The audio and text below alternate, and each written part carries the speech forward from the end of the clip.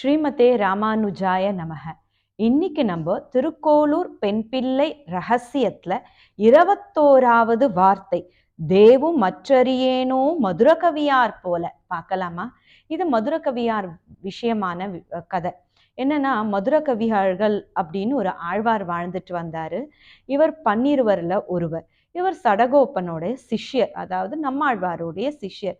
ஒரு வாட்டி இவர் திருக்கோளூர்ன்ற இடத்துல திரு அவதாரம் பண்ணினவர். ஒரு வாட்டி இவர் வட யாத்திரை போயிட்டு இருந்தாரு. அந்த நேரமா பார்த்து ஒரு ஒளி வந்துட்டு இருந்தது. அந்த ஒளி வந்த திசையாக இவர் நடந்து வந்து சேர்றாரு. அங்க பார்த்தீங்கன்னா ஆழ்வார் திருநகரியில ஒரு புளிய மரத்துக்கு கீழே ஆழ்வார் இருக்கிற நம்மாழ்வார் உட்கார்ந்து யோக நிலையில இருக்கிற இடத்துக்கு வந்து சேர்றாரு. 16 வருடங்கள் யோக நிலையில இருந்த ஆழ்வாரை வந்து பார்க்கறாரு. அப்புறம் அவர்கிட்ட கேள்வி கேட்கிறாரு. அவரும் பதிலும் சொல்றாரு ஆழ்வார். உடனேவே அவர் திருவடியை பணிஞ்சு தேவும் மற்றறியேன் குருகூர் நம்பின்னு சொல்லிட்டு அவர் திருவடியை, நீர்தான் எனக்கு தெய்வம், எனக்கு வேற எதுவும் கிடையாது, என் ஆழ்வானே எனக்கு தெய்வம்னு அவர் திருவடியில பணியறாரு. அன்றிலிருந்து அவருக்காகவே வாழ்ந்து அவர் கைங்கரியத்திலேயே ஈடுபடுறாரு. 10 பாசுரங்கள் கண்ணினும் சிறுத்தாம்பு அப்படின்றத பாடுறாரு.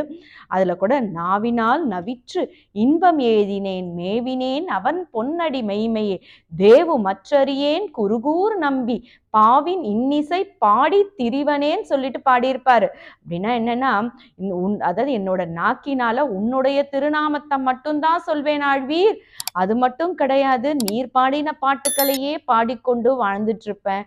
பகவான் என்னை கை கொள்ளும் போது, என்னை பார்க்கும் போது எப்படி பார்ப்பாருன்னா, இது நம்மாழ்வாரோட வஸ்துன்னு சொல்லிட்டு என்னை பார்ப்பாரு, இதுதான் எனக்கு சந்தோஷம்னு சொல்லியிருப்பாரு.